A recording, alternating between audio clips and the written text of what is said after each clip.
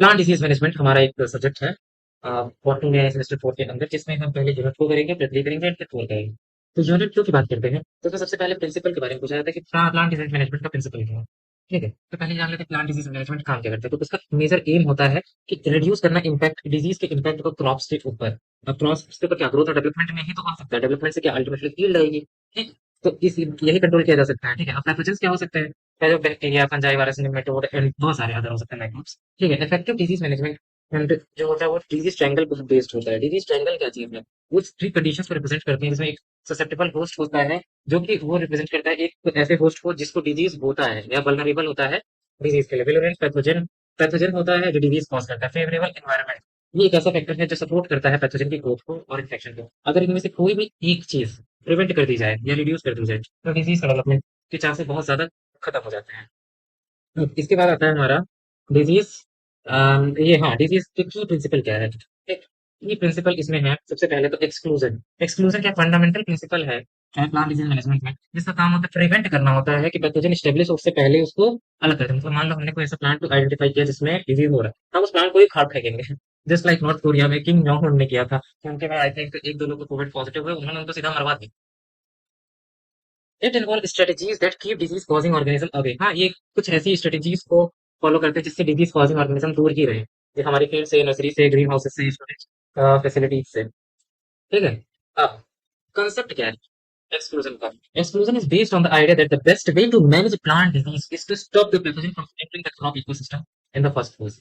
ठीक है, देखो बेस्ट तरीका क्या है पैथोजन का, कि हम उस पैथोजन को प्लांट के एनवायरनमेंट में घुसने ही ना दें। यही होता है एक्सक्लूजन कंसेप्ट, मतलब उसके पीछे यही है। ठीक है, अब इसमें वो क्या होता है, डिजीज फ्री सीड्स को हम यूज करें, क्वारंटीन करें और इंस्पेक्शन करके देखें कि लाइक जैसे क्वारंटीन और देखो बहुत सारे लॉज को इन्फोर्स करना पड़ता है किसी भी रीजन या कंट्रीज में, किसी भी बीज को या सीड को इधर उधर जाने के लिए। तो उस चीज को हम स्ट्रिक्टली फॉलो करें। इंस्पेक्शन होना चाहिए प्लांट मटेरियल्स का बॉर्डर पर, अब वो चाहे नेशनल हो चाहे इंटरनेशनल हो। ठीक है, सैनिटरी मेजर क्लीनलीनेस का बहुत ध्यान रखना होता है जिस भी एरिया में हम प्लांट की ग्रोथ करा रहे हैं। अब वो एरिया कुछ भी हो सकता है, लाइक ग्रीन हाउसेस हो सकते हैं, क्रॉप फील्ड्स हो सकते हैं, और जो भी है मतलब जो बड़े बड़े शेल्टर्स होते हैं, स्टोरेज सेंटर्स होते हैं, वहां भी हो सकता है। ठीक है, अब इस क्लीनलीनेस मेजर में ऐसा नहीं कि सिर्फ इन जगहों को साफ करने के लिए, जो टूल्स हम यूज करेंगे वो भी साफ होने चाहिए, जो कंटेनर्स हम यूज करेंगे वो भी साफ होना चाहिए, मशीनरीज भी क्लीन होनी चाहिए।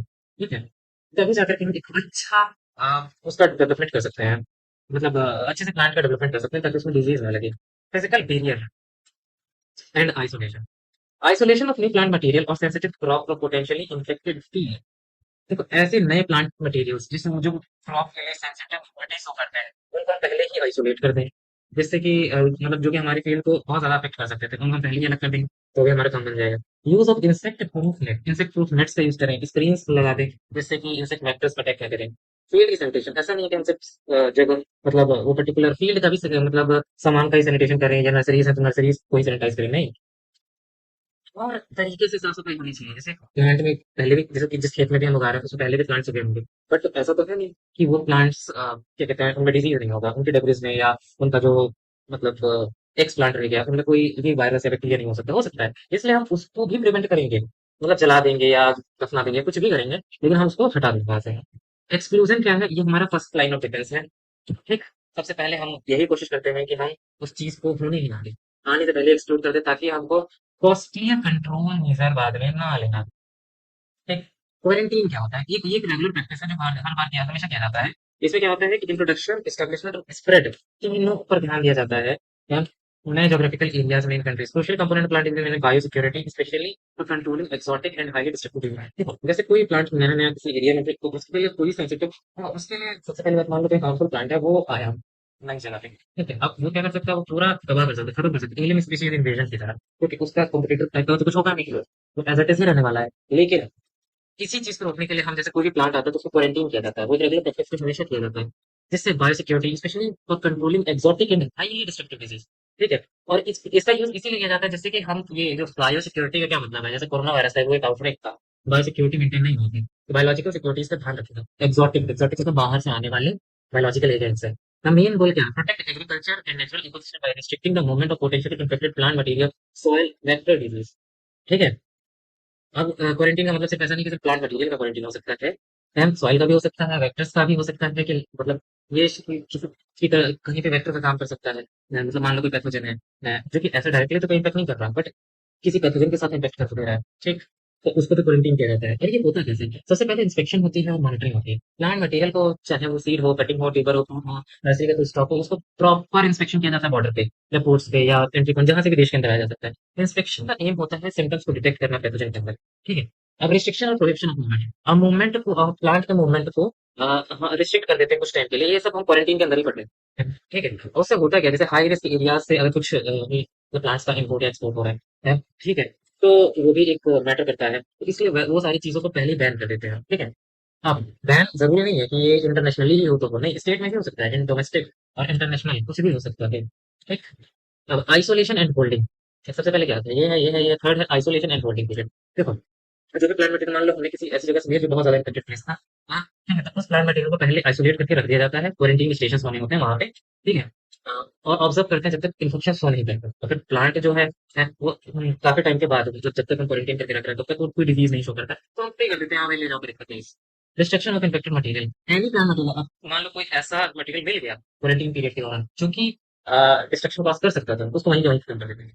Certification and phytosanitary measure, certification system ensure that plant material, अच्छा, सर्टिफिकेशन सिस्टम एक वैसा वो है तरीका है, जैसे कि लाइक सर्टिफाई किया जाता है कि ये प्लांट डिजीज फ्री है, इससे कोई खतरा नहीं है, वो एक सर्टिफिकेट की तरह होता है, ठीक है? तो इशू किया जाता है वेरियस लेबोरेटरीज, साइंस लैब, मतलब बहुत जगह से, ठीक है? जो कि हेल्थ स्टैंडर्ड को बताता है कि हाँ भाई कौन सा प्लांट कितने हेल्थ स्टैंडर्ड को मीट करता है। Phytosanitary certificate are issue conforming material are free from, phytosanitary certificate क्या होता है, वो फाइनल सर्टिफिकेट की तरह है जो कि इशू करता है कि जो भी क्या कहते हैं मटेरियल है वो ये किसी भी तरीके का थ्रेट या डिजीज कॉज नहीं करता है, ठीक है? अब इंपॉर्टेंस क्या है, prevention of introduction of exotic pathogen, protect the native flora of crop diversity, reduces the reliance on chemical controls, ठीक है? बाद में आए और हम केमिकली हम कंट्रोल करें उससे बेटर है। सपोर्ट इंटरनेशनल ट्रेड, इससे इंटरनेशनल ट्रेड को भी सपोर्ट मिलता है कि हाँ भाई, मतलब किसी प्लांट का जैसे आलू की कोई वैरायटी निकली, मान लो जापान में बहुत हाई क्वांटिटी में, तो जापान उसको एक्सपोर्ट कर पाएगा अगर उसमें कोई भी दिक्कत नहीं होती है, तो एक्सपोर्ट इंपोर्ट ट्रेड भी बढ़िया होगा, ठीक है? अब जैसे ये रिस्ट्रिक्शन का क्या है, restriction of import of potato during in countries affected by late blight, ठीक है? जो कंट्रीज लेट ब्लाइट से अफेक्टेड थी, उन देशों में उन देशों में इन इंपोर्ट को रिस्ट्रिक्ट कर दिया गया, ठीक है? Ban on moving citrus plant from the area of citrus, ये tristeza virus, quarantine regulation control spread of fungal pathogen phytophthora ramorum, ऐसा नाम है फाइटोथोरा रामोरम, ठीक है? इसको भी क्वारंटीन किया जाता है क्योंकि ये सडन फ्रूट डेथ करा था, फ्रूट प्लांट जो होता है उसकी डेथ करा देता है। सर्टिफिकेशन, सर्टिफिकेशन एक फॉर्मल प्रोसेस है जो कि वेरीफाई करता है और गारंटी देता है कि प्लांटिंग मटेरियल जो है या सीड है या एग्रीकल्चर प्रोडक्ट है वो कुछ स्पेसिफिक हेल्थ और क्वालिटी स्टैंडर्ड को मीट करता है, जिसकी वजह से सर्टिफिकेट इंश्योर करता है कि जो भी सीड है या प्रोपेगेटिव मटेरियल है वो फ्री फ्रॉम हार्मफुल पैथोजन, वो उसमें कोई भी हार्मफुल पैथोजन नहीं है, और इसकी वजह से और स्प्रेड, मतलब जिस वजह से डिजीज का भी स्प्रेड कम होता है। पर्पस ऑफ पर्पस क्या है सर्टिफिकेट का, प्राइमरी गोल तो यही है कि प्रोवाइड डिजीज फ्री हो, हाई क्वालिटी प्लांट मटेरियल हो जो कि फार्मर और नर्सरी को मिले, रिड्यूस करता है risk of disease outbreak, support करता है sustainable agriculture production, certificate certified seed और plant material crop yield quality और फार्मर की इनकम भी बढ़ाते हैं, क्योंकि ये लॉसेस को मिनिमाइज करते हैं सीड बोने और सिस्टेमिक डिजीजेस से। अब होता क्या है, सबसे पहले सोर्स इंस्पेक्शन होता है, फिर फील्ड इंस्पेक्शन होता है, फिर seed testing and laboratory analysis, seed की टेस्टिंग होती है लेबोरेटरीज के अंदर, और लेबोरेटरीज भी इसको टैग या लेबल्स देती है कि हाँ भाई वो डिजीज फ्री है, उसको नहीं मिले जा सकते, उसकी क्वालिटी बढ़िया है, तो बेकार होगा तो बेकार है, सब कुछ। अब डी क्या है, avoidance, avoidance is a proactive strategy in plant management focused on, ये फोकस किस होंगे, preventing the initial infection plant of, अब मान लो कि हमको पता चल गया कि कोई पैथोजन है, ठीक है? और आ चुका है शीट के अंदर, तो हम ना उसको इनिशियल इन्फेक्शन ही रोकने की कोशिश करेंगे, हम ये चीज ध्यान ही नहीं देना चाहते, ठीक है? Unlike the method that act after infection, infection होने से पहले नहीं, इन्फेक्शन होने, मतलब इन्फेक्शन होने के बाद नहीं, इन्फेक्शन होने से पहले ही हम ये सोचते हैं। Avoidance seek to create condition और इंप्लीमेंट प्रैक्टिसेस दैट रिड्यूस और eliminate the chance of pathogen coming into the contact of host plant, ठीक है?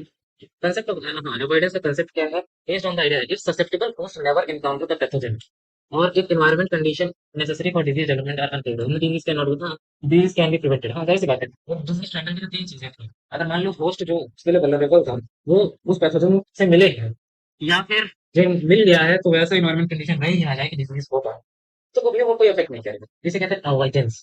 Method of selection of planting का, मतलब मान लो हमको पता है कोई पैथोजन बरसात में एक्टिव होता है, ठीक है? तो हाँ, और किसी पर्टिकुलर प्लांट होता है तो हम उस पर्टिकुलर प्लांट बरसात में लगाएंगे ही नहीं, तो एक्टिव कैसे होगा?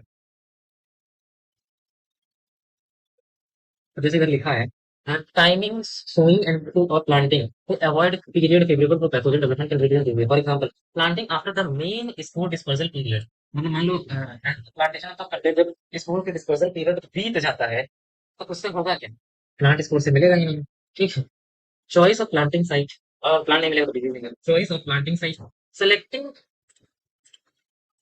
Selecting site with environmental condition.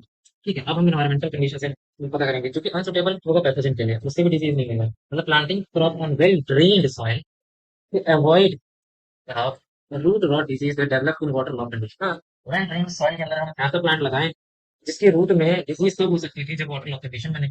Water log की कंडीशन बनेगी नहीं तो डिजीज होगा ही नहीं। Avoid host pathogen contact. हाँ, वैसे सही बताएं तो अब तक हम होस्ट और पैथोजन का ही कॉन्टेक्ट हटा रहे थे एक्सेप्ट एनवायरमेंट की बात थी। ओके, अब फिजिकल आइसोलेशन हम करते हैं ऑफ इन्फेक्टेड फील्ड और इनोकुलम रेसिड्यू जहाँ हो सकते थे। बफर जोन और crop free period can act as a barrier.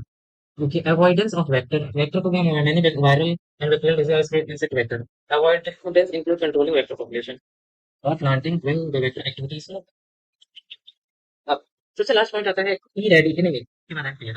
हाँ, सेकंड लास्ट पॉइंट है इरेडिकेशन। इरेडिकेशन क्या होता है? कंप्लीट रिमूवल और डिस्ट्रक्शन ऑफ पैथोजन। इरेडिकेट कर देना, एलिमिनेट कर देना एग्जिस्टिंग इन्फेक्शन को, जिससे डिजीज ना फैले। The principle aim to reduce pathogen population zero. इसमें क्या होता है? पैथोजन की पॉपुलेशन को जीरो तक लाने की कोशिश करते हैं। कांसेप्ट क्या है? Eradication involve breaking the disease cycle. Disease cycle को ब्रेक करना, destroying the source of infection. जो इन्फेक्शन सोर्स है उसको खत्म करना। सच है, इन्फेक्शन का सोर्स क्या होता है? Plant material, crop residue, vectors, कुछ भी हो सकता है। द मोस्ट इफेक्टिव कब होता है? When applied early in epidemic और डिजीज इंसिडेंस में। जब डिजीज अभी कभी फैली है तभी हम अप्लाई कर दीजिए तो ज्यादा इफेक्टिव होता है।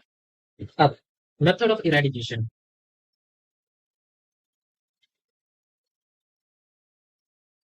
हाँ ठीक है। सबसे पहले इन्फेक्टेड प्लांट को ही हटा देना। ठीक। इन्फेक्टेड प्लांट को हटाने का मतलब इधर उधर फेंकना नहीं, फिर इसको डिस्ट्रक्शन करना। मतलब या तो जला देना या दफना देना या composite infected debris reduces the survival of pathogen that infect that persist in residues. ठीक है, मतलब जलाने से, दफनाने से, कंपोजिटिंग से होता है कि जो पैथोजन की एबिलिटी होती है सर्वाइव करने की वो हट जाती है। Important in managing fungal and bacterial disease that overwinter on disease. यही है डिस्ट्रक्ट करना। यूज ऑफ सैनिटरी मेजर्स, साफ सफाई का ध्यान रखना, इक्विपमेंट्स का, मशीनरी का। ठीक है, जिससे कि ना फैले। केमिकल इरेडिकेशन क्या होता है? सॉइल केमिकल्स को यूज करना, chemical to kill pathogen in soil और प्लांट, जैसे methyl bromide for nematode eradication. Vector disease, destroying और controlling insect vector that spread diseases help eradicate the pathogen's ability to infect new plants. Advantage क्या? remove existing infection, protect healthy crop, help contain outbreak, complement other management strategy for long term mechanism. Host resistance, plant का ही हम resistance power बढ़ा दें। ठीक है, उसकी resistance limit एक होती है वो हम बढ़ा दें तो भी हम डिजीज के फैलने को रोक सकते हैं। ठीक है। Pathogen vary in genetic makeup and some genotype can resist tolerant infection by specific pathogen. हाँ, मतलब अलग अलग स्ट्रेन्स होता है ना किसी भी प्लांट का या कुछ भी कर लो तो उसमें ना एक कुछ में कुछ जीन्स होते हैं जो कि रेजिस्टेंस पैदा करते हैं, किसी भी इन्फेक्शन के लिए प्लांट को टॉलरेंट बनाते हैं। उसमें नहीं होता है, तो जिनमें होता है हम वैसे प्लांट का सोने की वेरिएशन से वो करा सकते हैं। ऐसा मतलब उसका डेवलप करके हम उससे सीड्स बनाए, ये क्या मतलब एपोमिक्सिस, कुछ भी कोई भी तरीके से हम अगर उससे डिजीज मतलब डिजीज रेजिस्टेंट प्लांट बनाए, हाँ, तो भी डिजीज साइकिल एक तरह से ब्रेक हो जाएगी। अब दो दो बातें आती है। टाइप होस्ट रेजिस्टेंस कितने तरीके का होता है? एक होता है वर्टिकल, एक होता है हॉरिजॉन्टल। वर्टिकल को कहते हैं क्वालिटेटिव, एक होता है, और ये होता है क्वांटिटेटिव। ठीक है। और क्वालिटेटिव में क्वालिटी कंट्रोल बाय वन और two major gene, R gene concept, AVR वाला system, providing strong work often complete resistance to specific pathogen और स्ट्रेन। मतलब बढ़िया स्ट्रेन, मतलब बढ़िया रेजिस्टेंस होता है। Can be overcome if pathogen evolve new way. हाँ, लेकिन हाँ, अगर मान लो पैथोजन में कोई नया जीन का स्ट्रेन बना लिया तो फिर क्या कहते हैं, इसको ओवरकम करके डिजीज को कर देगा। हॉरिजॉन्टल रेजिस्टेंस क्या होता है? Quantitative, control by many gene और with minor gene minor effect. देखो इसमें मेजर जीन को इधर मैनी जीन है लेकिन इफेक्ट माइनर है। प्रोवाइड पार्शियल रेजिस्टेंस, पूरा तो नहीं ऐसा है। तो अब broad spectrum pathogen okay more durable होता है, stable over the time, time के साथ स्टेबल रहता है लेकिन वो नहीं रहता। अब मैकेनिज्म क्या? Prevention of pathogen from penetration, production of antimicrobial compound like phytoalexin, hypersensitive responses to ध्यान रखना, systemic resistance, plant we avoid fighting defense, बदल के लिखा है।